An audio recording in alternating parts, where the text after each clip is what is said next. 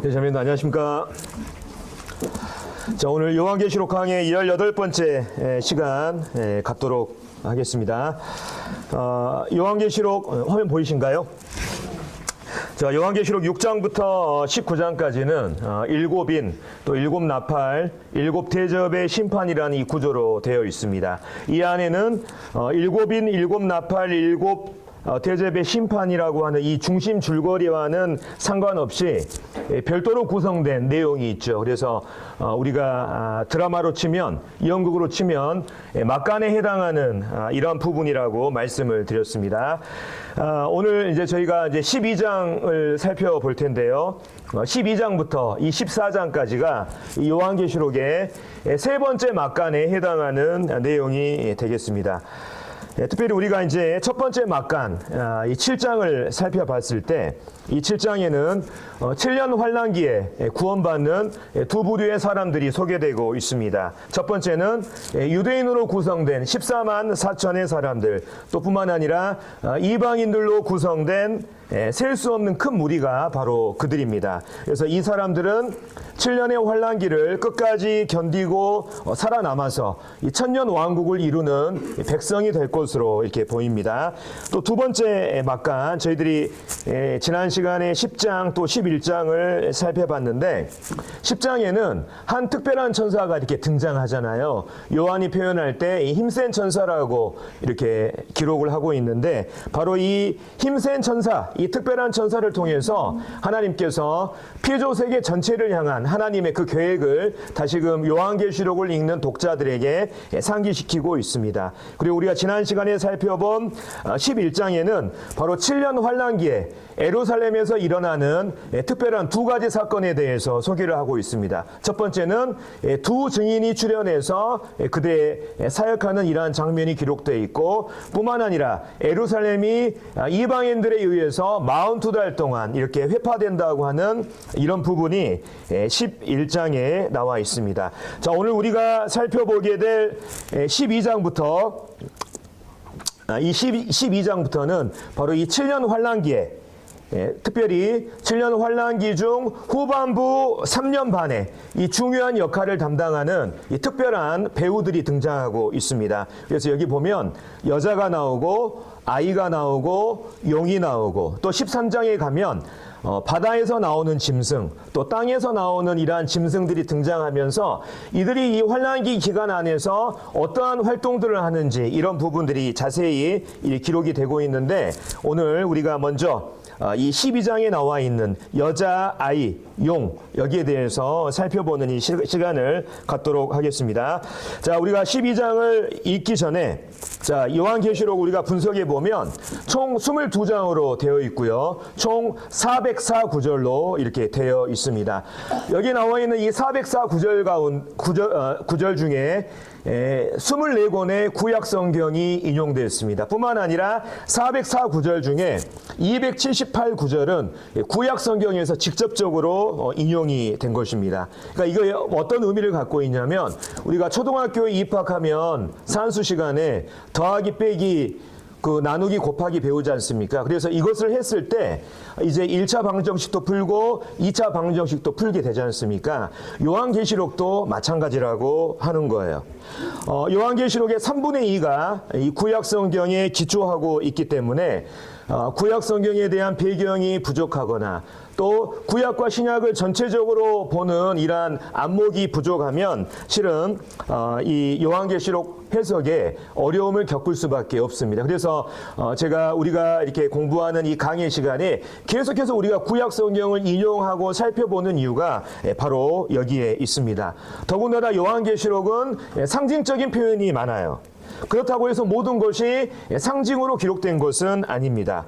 그래서 이 상징적인 이 표현으로 인해서 어려움을 겪을 수 있지만, 이 상징들을 구약 성경을 통해서 해석하는 경우가 있습니다. 다시 말하면 성경을 통해서 성경을 해석한다는 이러한 뜻이 되겠습니다. 그래서 대표적인 예가 바로 오늘 우리가 살펴보게 될 12장의 이 초반부에 해당하는 내용이에요. 그래서 12장 1절부터 6절까지는 바로 이스라엘이라고 하는 이 민족의 과거와 미래에 관한 이야기가 담겨 있는데 이 부분은 이제 한번 성경을 읽고 차분히 살펴보도록 하겠습니다. 다 같이 요한계시록 12장 1절부터 6절까지 읽고 여기에 관련된 교제를 나누도록 하겠습니다. 12장입니다. 예. 지난 시간에 우리가 11장 후반부를 못 했잖아요. 근데 막간 부분이 다 끝나면 그 11장 뒷부분하고 연결해서 한꺼번에 이렇게 하도록 하겠습니다. 오늘 12장 보도록 할게요. 1절부터 6절까지 먼저 제가 읽겠습니다. 자, 하늘에 큰 이적이 보이니 해를 옷 입은 한 여자가 있는데 그 발 아래에는 달이 있고 그 머리에는 12별의 관을 썼더라. 이 여자가 아이를 베어 해산하게 되매 아파서 애를 쓰며 부르짖더라. 하늘에 또 다른 이적이 보이니 보라, 한 큰 붉은 용이 있어 머리가 7이요 뿔이 10이라. 그 여러 머리에 7 왕관이 있는데 그 꼬리가 하늘의 별 3분의 1을 끌어다가 땅에 던지더라. 용이 해산하려는 여자 앞에서 그가 해산하면 그 아이를 삼키고자 하더니 여자가 아들을 낳으니 이는 장차 철장으로 만국을 다스릴 남자라. 그 아이를 하나님 앞과 그 보좌 앞으로 올려가더라. 그 여자가 광야로 도망하매 거기서 1260일 동안 그를 양육하기 위하여 하나님께서 예비하신 곳이 있더라. 먼저 여기까지 읽고 한번 여기에 관련된 부분들을 살펴보겠습니다. 우리가 방금 읽은 요한 1절부터 6절 이 말씀에서요, 요한은 하늘에 펼쳐지는 이 두 개의 큰 이적을 봅니다. 첫 번째 이적은 제가 이제 한번 이런 그림을 한번 찾아봤는데요. 해를 옷 입고 발 아래에는 달이 있고 또 12별의 관을 쓴 한 여자가 아이를 해산하기 직전에 이 진통을 겪는 이적이 첫 번째 이적이고요. 그다음 두 번째 이적은 어떤 이적이냐면 머리가 7이고 그 머리에 7 왕관을 쓰고 뿔이 10 달린 큰 붉은 용이 자기의 꼬리로 하늘의 별 3분의 1을 끌어다가 땅에 던지고 그리고 이 여자가 아이를 낳으면 그 아이를 삼키려고 하는 이런 이적이었어요. 그래서 요한이 지금 1절부터 6절 가운데 이 두 가지 큰 이적에 대해서 이렇게 소개하고 있는 것을 보게 됩니다. 여기에 이제 이적에 해당하는 이 단어가 헬라어 단어가 이 세메이온이라고 하는 이러한 단어가 쓰였거든요. 이 단어는 어떤 특별한 의미를 담고 있는 표시나 또 상징을 나타낼 때 이 단어를 쓴다고 합니다. 그래서 이 말은 어떤 말이냐면 바로 요한이 본 이 이적을 우리가 상징적으로 해석해야 된다고 하는 거예요. 특별히 이 요한이 본 이적에는 이 세 캐릭터가 등장합니다. 아까 이 세 배우에 대해서 말씀드렸죠. 그래서 여자와 아이와 용이라고 하는 세 캐릭터가 등장하는데 성경이 이들에 대해서 이제 이들이 과연 누구를 의미하는지에 대해서 설명을 하고 있습니다. 자, 먼저 이 아이, 여자가 낳은 이 아들에 대해서 모든 주석가들이, 요한계시록을 연구하는 모든 주석가들이 이 아이는 바로 그리스도를 상징한다고 동의하고 있습니다. 왜냐하면 12장 5절에 보면 여기 나와 있는 것처럼 이 말씀이 있습니다. 여자가 아들을 낳으니 이는 장차 철장으로 만국을 다스릴 남자라. 이렇게 성경이 해석을 해주고 있잖아요. 이건 실은 시편 2편 말씀을 인용해서 나온 말씀인데 바로 이 아이가 그리스도라고 하는 이 부분에 대해서 모든 주석가들이 다 동의합니다. 뿐만 아니라 여기에 이제 큰 붉은 용이 나오지 않습니까? 이 용이 바로 사탄을 의미한다고 하는 이 부분에 대해서도 모든 주석가들이 동의합니다. 왜냐하면 12장 9절에 이렇게 나와 있어요. 큰 용이 내쫓기니 옛 뱀 곧 마귀라고도 하고 사탄이라고도 하며, 그래서 성경이 이들의 정체에 대해서 정확히 증거하고 있는 것을 보게 됩니다. 근데 문제는 뭐냐면 여자예요. 이 여자에 대한 이 여자를 어떻게 보느냐에 관한 이 견해가 상당히 다양합니다. 그래서 첫 번째, 자, 무천년주의자, 자, 무천년주의라고 하는 건 뭡니까? 천년왕국은 존재하지 않고 오늘날 우리가 사는 이 교회 시대가 천년왕국이라고 주장하는 사람들을 말하는 거예요. 대부분의 카톨릭이라든지 장로교가 이러한 견해를, 무천년주의를 취하고 있는데, 자, 무천년주의자들은 바로 이 여자를 교회라고 얘기합니다. 교회라고 얘기해요. 근데 자, 잘 생각을 해보셔야 됩니다. 12장 5절에 보면 여자가 아들을 낳았다 이렇게 표현이 있습니다. 근데 우리가 만약에 이 여자가 교회라고 하면은 이 말씀을 그대로 대입해 보면 돼요. 그러면은 교회가 그리스도를 낳으니 이런 뜻으로 우리가 대입해서 해석할 수 있지 않습니까? 근데 여러분들 잘 생각해 보십시오. 교회가 그리스도를 낳았습니까? 아니면 그리스도를 통해서 교회가 탄생됐습니까? 전자입니까? 후자입니까? 후자죠.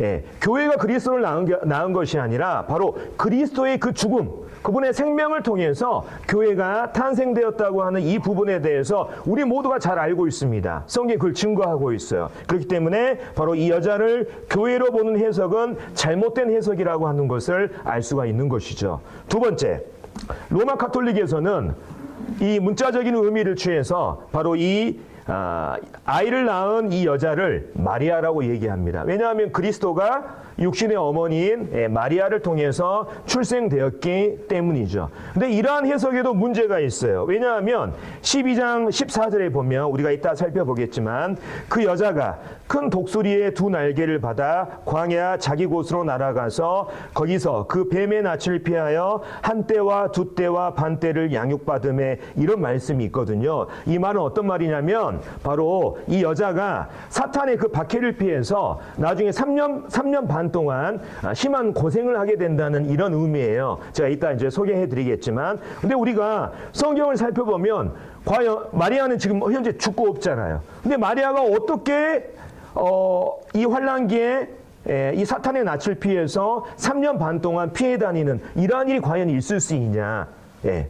뿐만 아니라 우리가 성경을 살펴봐도 마리아에게 과연 이런 일이 있었냐. 우리 찾아볼 수가 없죠. 그래서 바로 이 여자를 마리아로 해석하는 이러한 해석도 잘못됐다고 하는 것을 우리가 알 수가 있습니다. 그럼 마지막으로 하나 남은 거, 바로 이 여자를 이스라엘 민족으로 보는 거예요. 바로 메시아를 배출한 이스라엘 민족. 그래서 성경에 보면은 바로 이 이스라엘 민족을 향해서 하나님께서 여러 번 이 이스라엘 민족은 나의 아내다, 여자라고 하는 이러한 표현을 구약 성경 여러 곳을 통해서 말씀하신 바 있고, 무엇보다도 창세기 말씀이 바로 이것을 증거하고 있습니다. 창세기 37장에 보면 요셉이 이런 꿈을 꾸지요. 자기가 꿈을 꾸고 아버지와 그 다음에 자기의 이 형들에게 이 꿈에 대해서 얘기하는 것을 보게 됩니다. 그 꿈이 어떤 꿈이었냐면, 내가 또 꿈을 꾼즉 해와 달과 11별이 내게 절하더이다. 그러니까 이것은 장차 하나님께서 애굽의 총리가 될 이 요셉을 통해서 야곱의 식솔들을 구원하실 것에 대한 이러한 계획이지 않습니까? 여기서 나오는 이 11별이 바로 우리는 이 요셉의 형제들이라고 하는 것을 알 수가 있죠. 그래서 요셉까지 포함하면 어떻습니까? 12별이 되고, 나중에 이 12별이 바로 이스라엘이라고 하는 큰 민족으로 성장하게 된다고 하는 이것을 우리가 잘 알고 있습니다. 그래서 요한이 본 이적에 등장하는 바로 이 여인은 누구를 의미하냐? 바로 장차 메시아를 배출할 특별한 민족인 바로 이스라엘 민족을 말하고 있죠. 그래서 요한은 이 여자가 해산을 하게 될 때가 되자 아파서 애를 쓰고 부르짖더라 하는 이런 표현을 하고 있는 것을 보게 되는데, 아마도 이것은 그리스도께서 이렇게 초림하실 당시에 이 땅에 오실 때 이스라엘이 로마의 가혹한 압제 가운데 있었잖아요. 그러한 장면을 의미하는 말씀일 수도 있고, 뿐만 아니라 더 넓은 의미에서 보면 바로 이스라엘이 하나님께서 약속하신 그 여자의 후손 메시아를, 그리스도를 배출하기까지 이스라엘이 역사적으로 겪었던 그 고초들을 상징적으로 의미하는 이러한 부분으로 이해할 수가 있는 것입니다. 그래서 이런 부분들 형제자매님들 이해가 다들 되시죠? 자, 그래서 바로 이 요한의 이 첫 번째 이적에 등장하는 이 여인이 바로 메시아를 배출한 이스라엘 민족이라고 하는 이런 부분들을 우리가 알 수가 있고요. 뿐만 아니라 자, 이제 요한이 본 이 두 번째 이적에 보면 용이 자, 아까 이 사탄을 말한다 그랬잖아요. 용이 해산하려는 여자 앞에서 그가 해산하면 그 아이를 삼키고자 했다 하는 이런 표현이 있습니다. 다시 말하면 사탄이 이스라엘 민족이 메시아를 이 배출할 때 그 메시아를 없애고 또 이스라엘을 핍박하고 멸절시키려고 하는 이 사탄의 이러한 그동안의 이러한 계획을 이렇게 묘사하는 또 이 메시아의 출현을 막고자 했던 이 사탄의 여러 시도들을 이스라엘 역사상에 있었던 여러 시도들을 보여주는 이러한 장면으로 이해할 수가 있습니다. 그러니까 이 사탄이 하나님께서 약속하신 이 여자의 후손이 이스라엘 안에서 배출하지 못하도록 이스라엘의 역사 가운데 계속해서 이스라엘을 핍박하고 막았던 이러한 역사적인 이러한 흔적들을 보여주고 있죠. 특별히 이제 이 붉은 용의 머리가 7이라고 하는 이 표현이 있습니다. 이 7 머리는 바로 이 메시아를 배출할 이스라엘 민족을 핍박하거나 또 멸하기 위해서 사탄이 그동안 이 인류의 역사에서 배후에 조정한 이러한 인류 역사상의 여러 제국들을 보여주고 있어요. 특별히 성경에 우리가 구약 성경에 보면 바로 이스라엘을 계속해서 핍박하고 메시아의 배출을 막기 위해서 이 사탄이 사용했던 여러 제국들이 있는데 자, 이 제국들을 우리가 7 제국들을 살펴보면 첫 번째 그 나라가 바로 바로로 대표되는 애굽입니다. 여기서 말하는 이제 여기 7 왕관이라고 하는 이 단어가 있는데 7 머리는 바로 7 제국을 얘기하고 7 왕관은 그 제국을 대표하는 왕들을 말합니다. 그래서 첫 번째 나라가 바로 바로라고 하는 이 사람으로 대표되는 애굽이라고 하는 이러한 나라예요. 우리가 잘 알고 있는 것처럼 바로는 이스라엘을 노예로 삼고 특별히 출애굽기 1장에 보면 그들의 세력이 커지자 이스라엘의 모든 사내 아이를 죽여서 멸하려고 했던 그 시도들을 우리가 출애굽기 1장을 통해서 우리가 발견할 수가 있죠. 두 번째 이 제국은 어떤 제국이냐면 바로 산헤립으로 대표되는 아수르 제국입니다. 역대하 32장에 보면 당시 이스라엘은 아수르 왕 이 산헤립이 이스라엘이 침략하는 이 침공으로 인해서 몰살당할 위기에 처했어요. 하지만 하나님의 그 기적적인 도움을 통해서 그들이 구원받는 이러한 장면이 역대하 32장에 나오는 것을 보게 됩니다. 세 번째 그 나라는 어떤 나라냐? 바로 느부갓네살로 대표되는 바벨론 제국입니다. 그래서 이스라엘 남유다가 바로 이 바벨론의 느부갓네살에 멸망당하고 이스라엘이 바벨론에 70년간 포로 생활을 하다가 다시 돌아오게 되죠. 그 다음에 네 번째 나라는 바로 페르시아 제국입니다. 우리가 크세르로 우리가 알고 있는 그 아하수에로 왕이 있지 않습니까? 이 아하수에로로 대표되는 이 페르시아가 바로 이 네 번째 제국이에요. 우리가 에스더서에 보면 하만이라고 하는 사람이 나옵니다. 이 하만이 계책을 짜서 바로 이스라엘의 모든 사람들을 전부 다 죽이려고 하는 이 계책 가운데 있었을 때 어떻습니까? 에스더가 용기를 내서 왕 앞에 나아가고 하나님의 그 도움으로 말미암아 이스라엘이 구원받는 이 장면이 나오지 않습니까? 그래서 그 날을 기려서 우리가 불임절 이 부분을 우리가 잘 알고 있죠. 그리고 바로 이 다섯 번째 나라는 바로 알렉산더 이 대왕으로 대표되는 헬라 제국이에요. 특별히 헬라 제국의 왕들 가운데 안티오코스 에피파네스 4세라고 하는 사람이 있습니다. 이 사람이 이제 어떻게 보면 이제 적그리스도의 모형이라고 할 수 있는데 이 사람이 예수님 오시기 전에 바로 예루살렘의 이 성전을 더럽히고 이스라엘을 무자비하게 핍박했던 이 사람입니다. 우리가 그 신구약 중간사를 보면 이러한 기록들이 있어요. 그 다음에 여섯 번째 제국이 바로 카이사르로 대표되는 로마 제국입니다. 그래서 예수님 태어날 당시에 로마에서 이스라엘의 왕을 파견하죠. 이 사람이 누굽니까? 헤롯이잖아요. 근데 헤롯이 들었을 때 이스라엘이 왕이 났다고 하는 이런 소문을 듣게 되니까 이 헤롯이 어떻습니까? 자기의 그 왕위를 지키기 위해서 당시 2살 아래에 있는 모든 이스라엘의 아이들을 다 죽이라고 하는 이런 명령을 했던 것을 보게 되죠.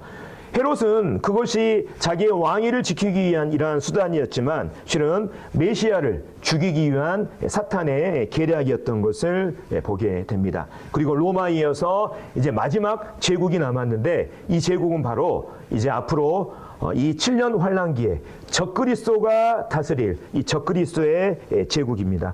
우리가 이제 요한계시록 강의 두 번째 시간에 우리가 느부갓네살 왕의 꿈을 통한 하나님의 세상 경영 계획에 대해서 살펴봤죠. 인류의 맨 마지막에 어떤 나라가 등장합니까? 그 느부갓네살 왕이 본 신상의 발과 발가락, 철과 진흙으로 섞인 그 10발가락에 해당하는 나라가 등장하게 된다고 하는 우리가 이것을 살펴봤잖아요. 바로 적그리스도가 통치하는 그 적그리스도의 왕국이 바로 그 7번째 제국이라고 할 수가 있습니다. 특별히 여기에 이 붉은 용의 뿔이 10개라고 한 이러한 표현이 있는데 이것은 장차 이 마지막 시대에 그 사탄의 화신이 돼서 이스라엘을 핍박할 이 적그리스도의 나라가 바로 그 느부갓네살 왕의 꿈의 그 신상에 나오는 새와 진흙이 섞인 그 10발가락, 특별히 다민족 연합국의 형태를 띌 거라고 하는 이것을 보여주죠. 그래서 사탄은 맨 마지막에 아직은 도래하지 않았지만 인류의 맨 마지막에 적그리스도와 그가 통치하는 이 제국을 통해서 이스라엘을 극도로 핍박할 것이고 우리는 13장에서 이제 이 적그리스도에 관한 세밀한 내용들을 우리가 이게 살펴보게 될 것입니다. 그래서 머리가 7이라고 하는 이 붉은 용의 이러한 것이 바로 그 인류 역사상, 특별히 이스라엘의 역사 가운데 바로 여자의 후손인 그리스도 메시아의 이 출현을 막고자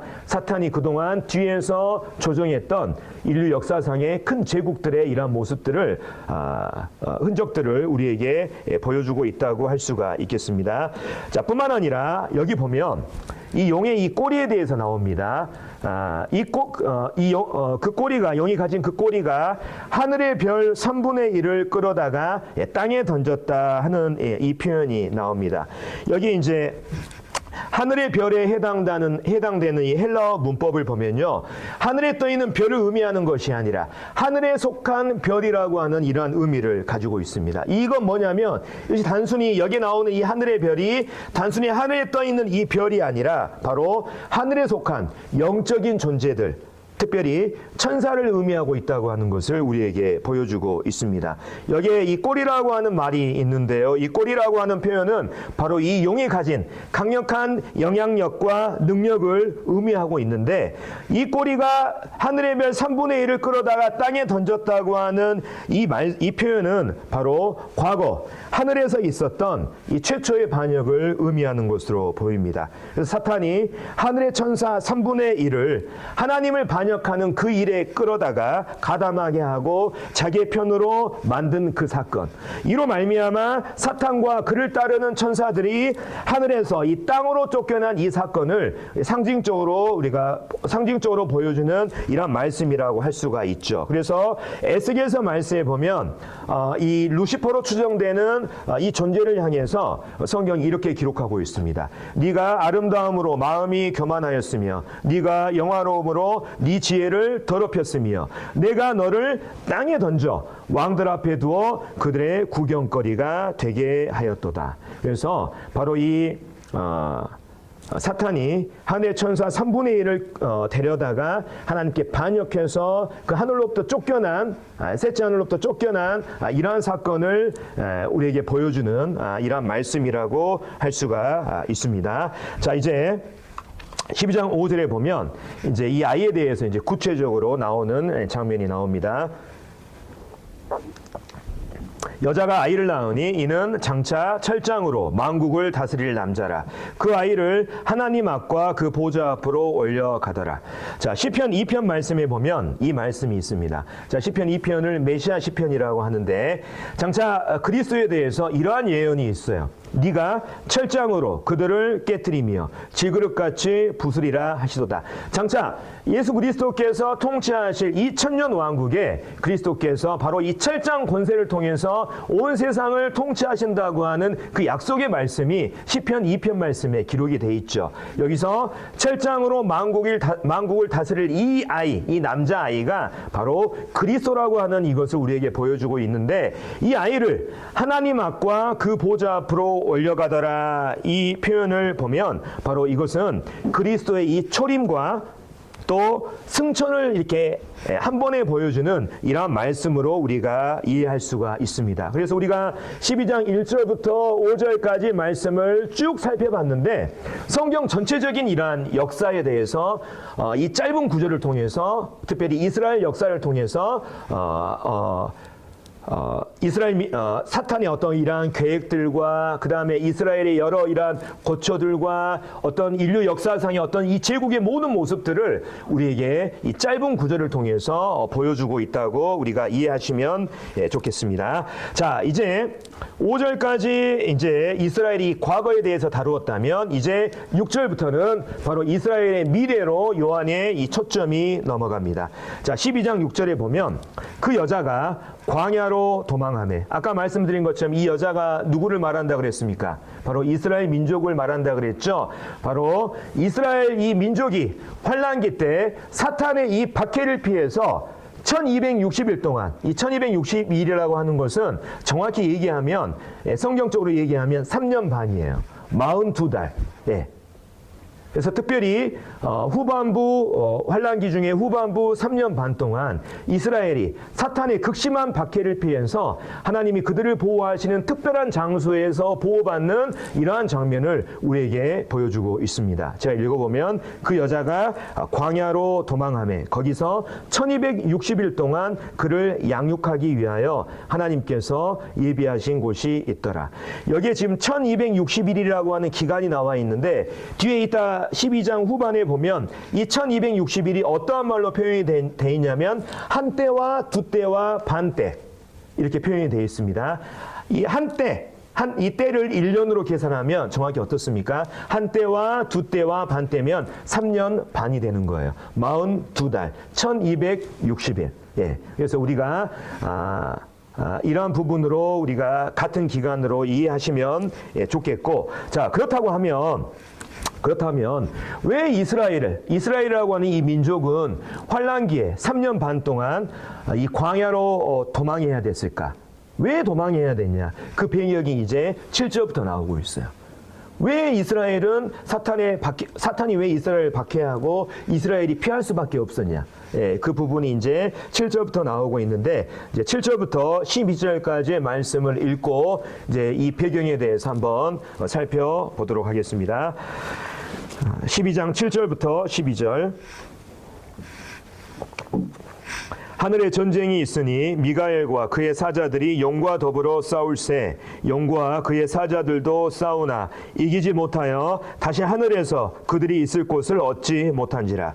큰 용이 내쫓기니 옛 뱀 곧 마귀라고도 하고 사탄이라고도 하며 온 천하를 꿰는 자라. 그가 땅으로 내쫓기니 그의 사자들도 그와 함께 내쫓기니라. 내가 또 들으니 하늘에 큰 음성이 있어 이르되, 이제 우리 하나님의 구원과 능력과 나라와 또 그의 그리스도의 권세가 나타났으니 우리 형제들을 참수하던 자 곧 우리 하나님 앞에서 밤낮 참수하던 자가 쫓겨났고, 또 우리 형제들이 어린 양의 피와 자기들의 증언하는 말씀으로써 그를 이겼으니 그들은 죽기까지 자기들의 생명을 아끼지 아니하였도다. 그러므로 하늘과 그 가운데 거하는 자들은 즐거워하라. 그러나 땅과 바다는 화 있을진저 이는 마귀가 자기의 때가 얼마 남지 않은 줄을 알므로 크게 분내어 너희에게 내려갔음이라 하더라. 용이 자기가 땅으로 내쫓긴 것을 보고 남자를 낳은 여자를 박해하는지라. 왜 이스라엘이 환란기 이 3년 반 동안 이 사탄의 박해를 피해서 도망해야 됐는지, 이 배경, 그 이유에 대해서 이제 7절부터 말씀이 나오고 있는데요. 자, 그 이유는 뭐냐면 하늘에 전쟁이 있었다는 거예요. 하늘의 전쟁. 근데 여기 나오는 이 하늘에 있는 전쟁은 단순히 인간 세계의 전쟁이 아닙니다. 말씀을 잘 읽어보면 바로 미가엘과 그의 천사들, 또 용과 여기서 말하는 용이 있지 않습니까? 용이 아까 사탄을 의미한다고 말씀드렸잖아요. 사탄과 그를 따르는 천사들이 벌이는 영적 존재들의 전쟁이었어요.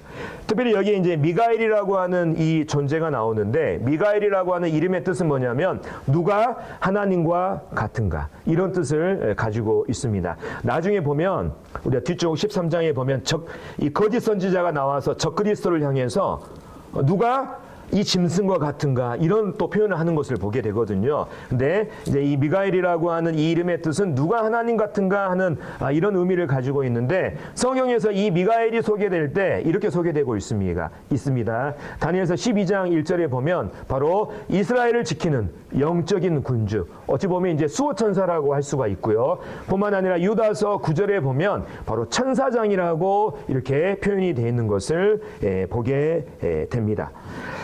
그래서 이 하늘의 영역, 여기 말하는 이 하늘에서 전쟁이 있었다고 하는데, 이 하늘은 아마도 하나님이 계신 그 셋째 하늘이 아니라 바로 사탄이 이제 죄를 지어서 반역하고 쫓겨나잖아요. 그리고 이제 그들이 이제 권세를 잡은 그 영역을 성경은 하늘, 또 때로는 공중의 권세 잡았다, 이런 표현을 쓰는데, 바로 사탄의 이 주 무대, 사탄이 장악하고 있는 그 거처, 그 영역을 의미하는 것으로 보입니다. 에베소서 6장 12절에 보면 이런 말씀이 있습니다. 우리의 씨름은 혈과 육을 상대하는 것이 아니요 통치자들과 권세들과 이 어둠의 세상 주관자들과 하늘에 있는 악의 영들이라고 하는 표현이 있지 않습니까? 바로 하늘을 거처로 삼는 악한 영들의 이러한 세력의 이러한 주둔지, 이러한 의미로 우리가 받아들일 수 있고, 에베소 2장에 보면 또 이런 말씀이 있습니다. 그때 너희는 그 가운데서 행하여 이 세상 풍조를 따르고 공중의 권세 잡은 자를 따랐으니 하는 이 표현이 있습니다. 그래서 사탄이 장악하고 있는, 사탄과 그의 천사들이, 이 사자들이 장악하고 있는 이 하늘의 또 다른 영역들을 말하는 이러한 것으로 보입니다. 근데 미가엘, 여기 말씀을 자세히 보면 미가엘이 먼저 전쟁을 일으킨 것으로 보여요. 먼저 공격한 것으로 보입니다. 이 사탄을 쫓아내기 위해서. 그러자 용이 자기 부하들 데려다가 이 미가엘과 싸웠는데, 여기 보니까 어떻습니까? 싸우나 이기지 못해서 다시 하늘에서 그들이 있을 곳을 얻지 못해서 바로 이 큰 용이 이제 내쫓겼다고 하는 이 표현이 나오고요. 무엇보다도 바로 이 큰 용이 무엇을 의미하냐? 그 뒤에 잘 나와 있습니다. 큰 용이 내쫓기니 옛 뱀, 곧 마귀라고도 하고 사탄이라고도 하며 온 천하를 꿰는 자라. 그가 땅으로 내쫓기니 그의 사자들도 그와 함께 내쫓기니라.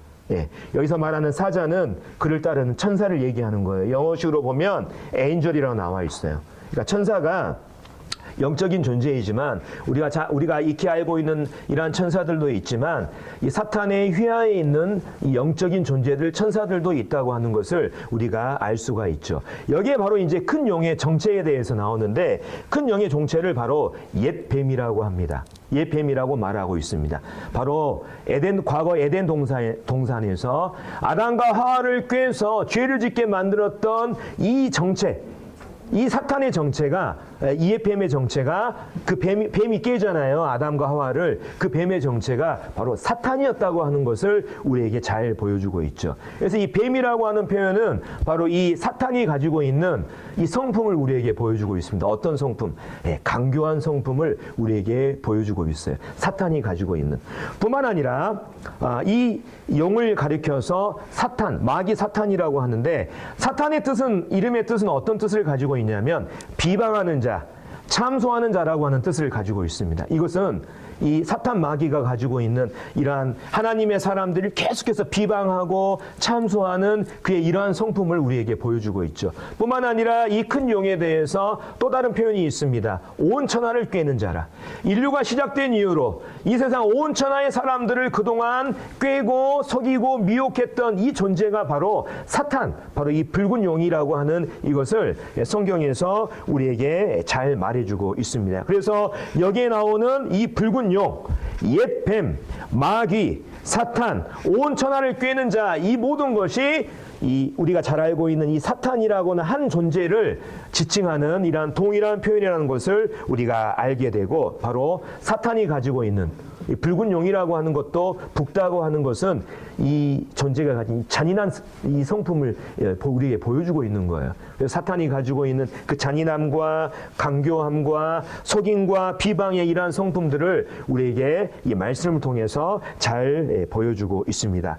사탄과 그를 따르는 천사들이 바로 이 미가엘과의 전쟁에서 패한 후에 이제 땅으로 쫓겨나게 됐죠. 근데 이제 이 사탄과의 이 미가엘과의 전쟁에서 이제 그들의 영역을 잃어버리고 땅에 쫓겨나자, 이제 요한이 거기에서 하늘에서 울려 퍼지는 한 소리를 듣게 됩니다. 자, 12장 10절부터 12절까지 이렇게 나와 있는데요. 제가 한번 읽어보도록 하겠습니다. 내가 또 들으니 하늘에 큰 음성이 있어 이르되, 이제 우리 하나님의 구원과 능력과 나라와 또 그의 그리스도의 권세가 나타났으니 우리 형제들을 참소하던 자, 곧 우리 하나님 앞에서 밤낮 참소하던 자가 쫓겨났고, 또 우리 형제들이 어린 양의 피와 자기들이 증언하는 말씀으로써 이겼으니 그들은 죽기까지 자기들의 생명을 아끼지 아니하였도다. 자, 그리고 이제 경고하고 있습니다. 그러므로 하늘과 그 가운데에 거하는 자들은 즐거워하라. 그러나 땅과 바다는 화 있을진저, 이는 마귀가 자기의 때가 얼마 남지 않은 줄을 알므로 크게 분내어 너희에게 내려갔음이라 하더라. 자, 이 전쟁의 결과로 요한은 이제 하늘에서 울려 퍼지는 큰 음성을 듣게 됩니다. 그래서 큰 음성이 나오는데요. 이 음성의 주인공이 과연 이 누구냐? 여기 이 부분에 대해서 이 말씀을 보면 이런 말이 있습니다. 자, 이 큰 음성이 그들은 죽기까지 자기들의 생명을 아끼지 아니하였도다. 이 사람들을 향해서 우리 형제들이라고 하는 표현을 쓰는 것을 보게 되거든요. 그래서 이런 것들을 감안해 보면 이렇게 여기서 하늘에서 나오는 이 큰 음성의 이 정체 주인공이 바로 환난기에 순교한, 끝까지 믿음을 지키다가 순교한 이러한 사람들의 이러한 음성이란 것을 알 수가 있죠. 그래서 그들이 첫 번째 축하합니다. 이제 사탄이 하늘에서 이제 이 땅으로 쫓겨났다고 하는 것은 뭐냐면, 이 땅에 그리스도의 나라가 이루어질 그 날이 얼마 남지 않았다는 거예요. 그렇기 때문에 이 하늘에 있는 자들은 기뻐하라는 거예요. 근데 한 가지 경고를 하고 있습니다. 이제 그 하늘의 영역에서 쫓겨난 이 사탄이 이제 거할 곳을 찾지 못하고 땅으로 내려갔는데, 이제 마귀가 자기의 때가 얼마 남지 않다는 것을 깨닫고 최후의 발악을 한다는 거예요. 이 땅에 내려와서. 그러니까 그리스도의 나라가 임한다고 하는 것은, 임할 때가 가까웠다는 것은 다른 말로 어떤 의미로 받아들일 수 있냐면, 사탄의 때가 얼마 남지 않다는 것을 의미하는 거예요. 사탄 마귀도 그것을 알고 있는 것이죠. 이제 자기의 때가, 여기 보면은 자기의 때가 얼마 남은 줄을 이제 그가 알게 되자 분노가 치민 거예요. 그래서 이제 그 분노의 대상이 누구냐면, 이 사탄의 철천지 원수인 그 메시아를 배출한 이스라엘 민족을 최종적으로 자신의 혼신의 힘을 다해서 괴롭히고자 하는 이런 마음으로 이제 너희에게 내려갔다고 하는 이 하늘의 경고가 있는 것을 보게 됩니다. 그래서 12장 13절에 보면, 이제 왜 이스라엘 민족이 이 후반부 3년 반 동안 사탄의 박해를 받게 되냐? 종합적으로 딱 한 줄로 요약을 하고 있습니다.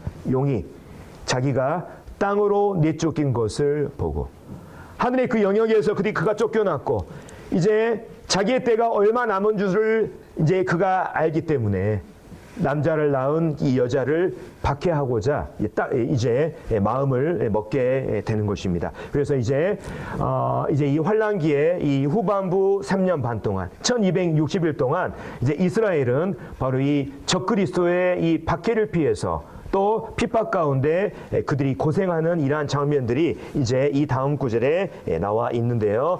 이제 이 14절부터는 바로 이 사탄의 이러한 3년 반의 박해 가운데 하나님께서 이 이스라엘 민족을 과연 어떻게 보호하시고 그들을 지키시고 그들을 양육하실 것인지에 대한 이러한 말씀이 잘 나와 있습니다. 자, 14절에 보면 제가 읽겠습니다. 그 여자가 그 여자는 여기서 이스라엘 민족을 말해요. 그 여자가 큰 독수리의 두 날개를 받아 광야 자기 곳으로 날아가 거기서 그 뱀의 낯을 피하여 한 때와 두 때와 반 때를 양육받으매. 아까 1260일이 이번에는 14절에서는 한 때와 두 때와 반 때라고 하는 표현으로 바꿔서 사용되고 있는 것을 보게 되죠. 똑같은 의미라고 한 똑같은 기간을 지금 말하고 있는 것을 우리에게 보여주죠. 여기서 이제 큰 독수리의 이제 두 날개라고 하는 표현이 나옵니다. 그래서 많은 사람들이 큰 독수리의 이 두 날개를 이제 비행기 또 이스라엘 민족을 위한 특별한 이러한 수송선으로 이렇게 해석하는 이러한 분들이 계셔요. 근데 저는 이제 그것보다는 좀 더 우리가 구약 성경에 입각해서 이것을 상징적인 의미로 이해하는 것이 훨씬 더 저는 이렇게 바람직하다고 보여집니다. 독수리의 날개라고 하는 이 표현은 과거에 이스라엘이 애굽의 속박 가운데 있을 때 하나님께서 그들을 구출하실 때 사용하셨던 그 하나님의 그 백성들을 지키는 하나님의 그 신실하심을 나타낼 때 사용하는 이 표현이 바로 이 독수리의 날개라고 하는 이러한 표현이었어요. 그래서 출애굽기 19장에 보면 하나님께서 이스라엘 민족에게 그들을 애굽의 속박 가운데서 구출하시고 그들을 지키신 다음에 이런 말씀을 하십니다. 내가 애굽 사람에게 어떻게 행하였음과 내가 어떻게 독수리 날개로 너희를 업어 내게로 인도하였음을 너희가 보았느니라. 바로 하나님께서 그분의 약속을 지키시고 그분의 백성을 지키시는 하나님의 그 신실함을 의미하는 이러한 표현으로 우리가 이해할 수가 있겠습니다. 이러한 상징적인 표현으로 우리가 볼 수가 있죠. 뿐만 아니라 여기에 이제 광야라고 하는 이런 말이 나옵니다. 광야. 그래서 이 광야에 대해서도 특별히 크게 이제 두 가지 견해 해석이 있습니다. 첫 번째, 이 당시에 이제 이스라엘 민족이 이스라엘 사람들이 이제 적그리스도의 이 정체를 알고 그 이제 나중에 이제 짐승의 표를 받고 짐승에게 경배하라고 하는 이러한 온 세상에 이러한 그 요구가 있거든요. 그래서 짐승의 표를 받지 않고 짐승에게 경배를 하지 않으면 매매를 못하고 죽임을 당하는 이러한 일이 있게 돼요. 그래서 당시에 이 광야라 이제 이 이스라엘이 광야로 간다고 하는 이 표현을 바로 이 짐승 당시에 이제 이 환란기 때 적그리스도가 온 세상을 통치하고 있지 않습니까? 이 적그리스도의 이 요구에 맞서서 적그리스도를 받아들이지 않고 믿음을 지키는 이러한 이스라엘을 바로 적그리스도가 그의 권력과 그의 정치적인 어떤 술수를 통해서 이스라엘을 정치적으로 완전히 고립시켜버리는 이러한 것을 상징적으로 표현한 단어다. 이러한 해석이 있고요. 두 번째는 실질적으로 문자적인 의미를 그대로 따가지고 여기 있는 광야는 진짜 지금 저기 팔레스타인 땅 부근에 있는 그 광야를 얘기한다. 요르단에 이 페트라라고 하는 이러한 지역이 있는데 하나님께서 이 페트라라고 하는 이런 지역을 그들에게 그들을 특별히 보호하시는 이러한 특별한 장소로 사용하신다. 이러한 해석이 있습니다. 근데 이제 제가 봤을 때는 이 광야라고 하는 표현을요, 하나님께서 어떤 영적인 이러한 의미보다는 좀 더 문자적인 의미를 살려서 하나님께서 이스라엘을 위해서 마련하신 어떤 특별한 장소로 보는 것이 저는 바람직하다고 봅니다. 왜냐하면 이 문구에서 광야 자기 곳이라고 하는 이런 표현이 있고요. 또 거기서라고 하는 표현이 있지 않습니까? 그렇죠? 그래서 이런 문구들을 보면 이 광야라는 곳이 어떤 상징적인 의미보다는 하나님이 이들을 위해서 보호하시기 위해서 마련하신 어떤 특별한 장소를 의미하는 것으로 우리가 이해하는 것이 훨씬 더 좋겠다 하는 이런 뜻으로 우리가 받아들이는 것이 더 좋겠다 하는 이러한 생각을 해보게 됩니다. 그래서 이 광야라고 하는 장소가 구약시대에 어떤 장소였냐면 바로 구약시대에 하나님께서 이스라엘을 이 광야 이 생활 가운데서 그들을 정화시켰잖아요. 그들을 단련시켰잖아요. 그리고 하나님께서 그들과 함께하는 것을 하나님께서 그들에게 경험하게 하기 위해서 하나님께서 사용하신 어떤 특별한 장소라고 하는 이러한 것들을 생각해 봤을 때 여기에 나와 있는 이 광야 역시 바로 이 환란기에 하나님께서 이스라엘 민족을 지키시고 하나님의 그 신실하심을 보이시기 위해서 특별히 이 당시에 이스라엘이 이제 하나님 앞에서 이제 이 불신 상태에 있지만 이러한 가운데에서 정말 하나님을 경험하게 하심으로 그들을 정화시키시고 그들을 단련하시고 그들을 보호하시기 위한 하나님이 마련하신 어떤 특별한 장소, 우리가 어떤 이런 장소를 막 특정지어서 말할 수는 없지만 우리가 이렇게 이해하는 것이 훨씬 더 우리가 이게 안전한 이러한 해석이 되지 않을까 이런 생각을 해보게 됩니다. 그래서 하나님이 이 정하신 이러한 특별한 장소에서 그들은 한 때와 두 때와 반 때, 이 1260일,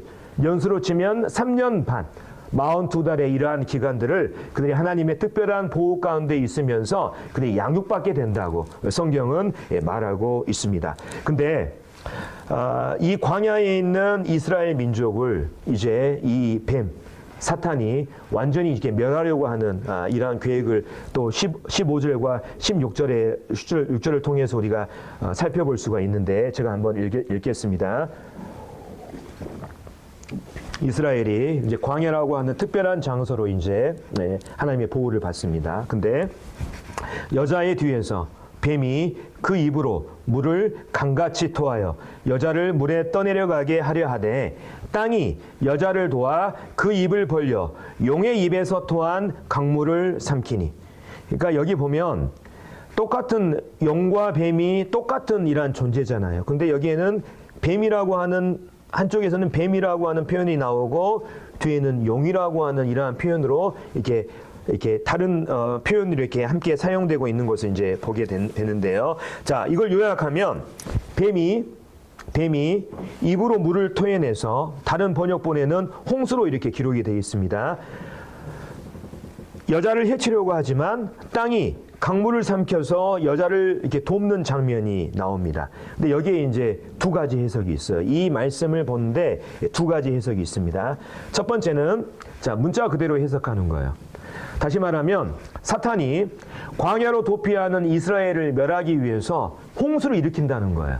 홍수를 일으키지만 바로 하나님께서 그때 땅에 지진을 일으키게 하셔가지고 그 지진 사이로 물이 다 이렇게 들어가게 해서 바로 이 사탄의 공격이 허사로 돌아간다. 이런 의미로 해석하는 이런 분들이 계십니다. 두 번째는 사탄이 물을 강같이 토해내지만 땅이 여자를 도왔다고 하는 이 표현을 이렇게 해석하는 분들이 있어요. 바로 여기 나오는 이 물은, 이 홍수는 이스라엘을 완전히 멸절하기 위한 사탄의 거센 시도를 얘기한다. 바로 이스라엘을, 적그리스도를 숭배하지 않는 이스라엘을 정치, 경제적으로 완전히 고립시키는 이 사탄의 뱀과 같은 강교한 정책. 여기서 이제 용을 또 뱀이라고 표현했지 않습니까? 뱀과 같은 이러한 강교한 정책을 말하는데 당시에 이스라엘의 우호적인 이 땅의 여러 나라와 민족들이 바로 이스라엘을 돕고 그들에게 안전한 피난처를 제공하는 이러한 곳으로 해석하는 분들이 계셔요. 그래서 마태복음 25장에 보면 양과 염소의 심판이 있지 않습니까? 예수님께서 재림하셔서 온 민족들을 모아서 이제 심판하시는 이 양과 염소의 심판이 나오는데 여기에 이런 말씀이 있습니다. 예수님께서 양에 해당하는 민족에게 이렇게 얘기를 하셔요. 내가 줄일 때에 너희가 먹을 것을 주었고 목마를 때에 마시게 하였고 나그네 되었을 때 영접했다. 다시 말하면 바로 이 시기에 정말 너무나 정치 경제적으로 고립된 그 이스라엘을 여러 땅의 국가와 또 민족들이 이제 그 당시에 이제 정말 그 일곱 인과 나팔의 심판을 통해서 정말 이것이 정말 우연히 일어난 일이 아니라 하나님이 하시는 일이라고 하는 것을 믿는 사람들이 있겠잖아요. 그러한 사람들이 바로 이 고립된 이스라엘을 도와서 그들을 이렇게 도와주는 이러한 장면으로 이렇게 보여주는 이러한 해석들이 있는데 만약에 저에게 1번과 2번 가운데 어떤 게 너는 좀 더 이렇게 정확한 해석으로 받아들일래? 이렇게 물어보면 저는 2번이라고 저는 생각이 됩니다. 그래서 마태복음 말씀과 연결시키면 저는 아마도 이러한 의미가 훨씬 더 가깝지 않을까 이런 생각을 해보게 됩니다. 근데 이제 뱀이 이 사탄이 이제 이 광야로 도망가는 이스라엘을 완전히 멸하기 위해서 이러한 시도들을 하지만 결국에는 하나님의 도우심을 통해서 이걸 실패하잖아요. 그래서 이제 용이 여자에게 분노해서 돌아갑니다. 어디로 돌아갑니까? 그 여자의 남은 자손에게. 아까 말한 이 여자가 이스라엘 민족이라고 말씀드렸는데 이 여자의 남은 자손에 대해서 이제 뒤에 보충 설명하는 부분이 있습니다. 이 여자의 남은 자손이 하나님의 계명을 지키며 예수의 증거를 가진 자들과 더불어 싸우려고 바다 모래 위에 서 있다. 이런 말씀이 있는데 그 여자의 남은 자손이라고 하는 건 뭐냐면 바로 이스라엘의 이 참된 신자들을 하나님을 믿고 구원받은 이 환란기 때 구원받은 참된 신자들을 의미한 것으로 볼 수 있고 또 어떤 분들은 이렇게 말합니다. 이 여자의 남은 자손은 바로 당시에 이 광야로 미처 피신하지 못한 이스라엘에 남아있는 이러한 사람들을 말한다.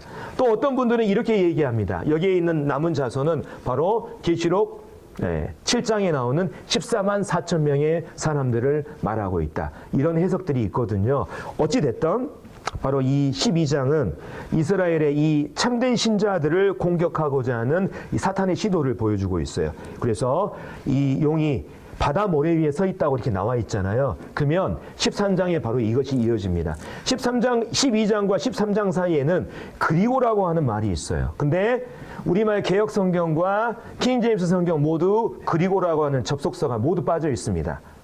근데 우리가 성경을 보면 그리고라고 하는 말이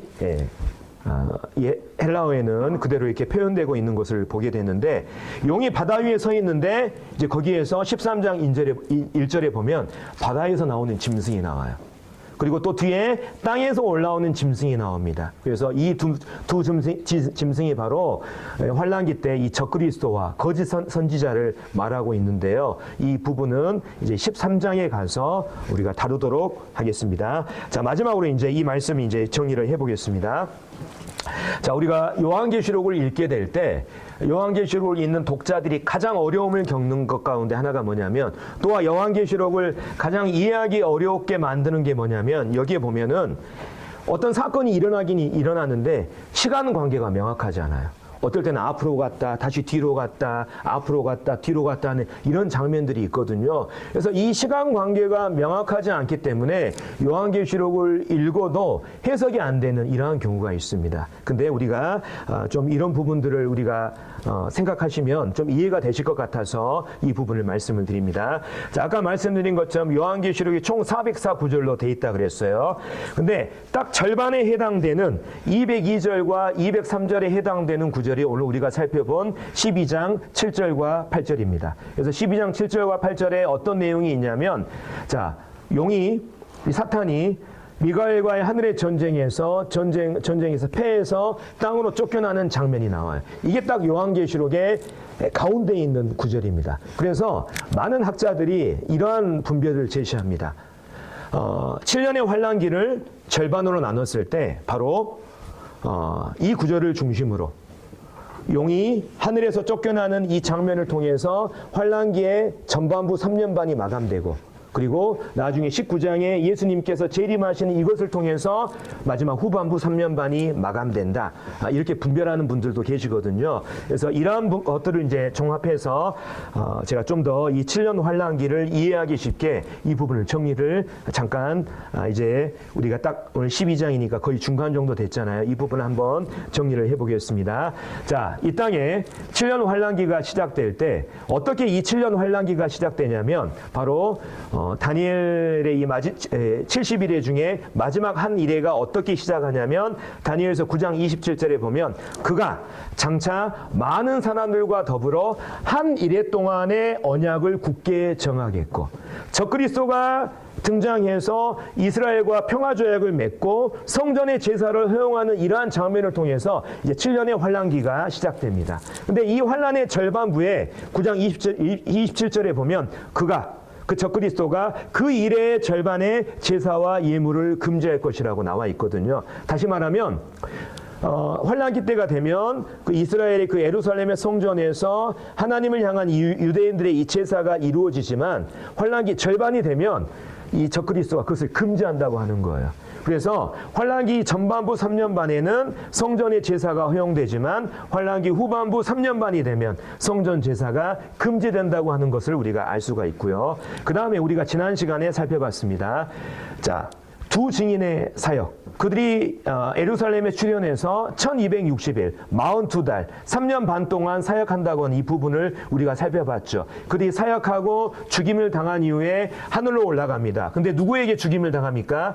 적그리스도. 무정에게서 출현하는 이 짐승에 의해서 죽임을 당하고 이 죽임을 당한 이 사람들이 정말 그토록 경멸하던 이 두 증인을 그들이 죽인 이 일로 말미암아 그들이 정치적인 세력을 얻고 그들이 사람들의 인기를 얻어서 이제 이 적그리스도가 온 세상에 이러한 권력을 얻는 이러한 부분들을 우리가 생각해 볼 수가 있는데 바로 환란기 전반부 3년 반에 이 두 증인이 사역합니다. 그리고 이 두 증인을 죽은 이후에 나머지 3년 반을 바로 이 두 증인을 죽인 적그리스도가 온 세상에 대한 세력을 얻고 바로 여기 나와 있는 것처럼 또 짐승이 과장되고 여기서 말하는 짐승은 적그리스도를 얘기하는 거예요.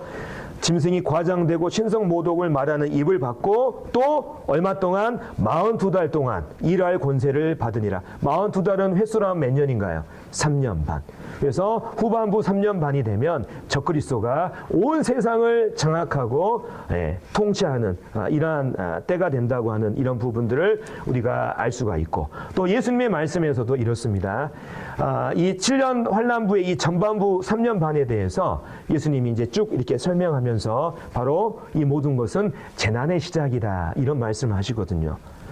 근데 나중에 후반부 3년 반이 되면 예수님께서 마태복음 24장에 보면 이는 그때 이제 재난의 시작이 아니라 큰 환란, 바로 이스라엘이 정말 이스라엘에게 창세 이후로 없었던 그 전무후무한 큰 환란이라고 하는 이런 표현을 쓰셨고 뿐만 아니라 에레미야 30장 7절에 보면 슬프다 그날이여 그와 같이 엄청난 날이 없으리라 그날은 야곱의 환란의 때가 됨이라. 아까 우리가 살펴본 것처럼 우리가 12장에서 후반부 3년 반 동안 이스라엘이 사탄의 극심한 박해 가운데 있다 그랬잖아요. 여기 나와 있는 것처럼 바로 이 야곱의 환란의 이 기간을 통해서 이스라엘이 바로 정화되고 하나님께로 돌이키는 그 핍박 가운데 있지만 하나님께로 다시금 돌이키는 이러한 일이 있게 된다고 하는 이런 부분들. 그다음에 아까 제가 설명했지만 자 404구절 가운데 절반을 딱 나누어 보면 202절과 3절에 해당되는 내용이 바로 사탄이 쫓겨나는 내용. 예. 이것으로 볼 수 있는데 바로 환란기 전반부 3년 반은 바로 큰 용이 하늘로부터 쫓기는 이것으로 마감이 되고 마지막 후반부 3년 반은 바로 19장에서 그리스도께서 이 땅에 재림하시는 이 장면으로 환란의 모든 부분들이 마무리되는 이것으로 우리가 이해할 수가 있겠습니다. 그래서 요한계시록이 이러한 시간 관계가 명확하지 않기 때문에 우리가 이것을 해석하는 데 어려움이 있을 수 있지만 우리가 지금까지 우리가 살펴본 바를 통해서 이 7년의 환란기를 전반부 3년 반과 후반부 3년 반으로 구분하면 우리가 이렇게 이해할 수 있겠다.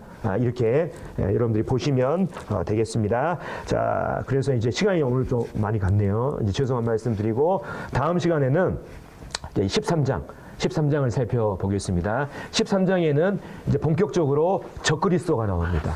또 이 적그리스도를 돕는 이 거짓 선지자가 나와요.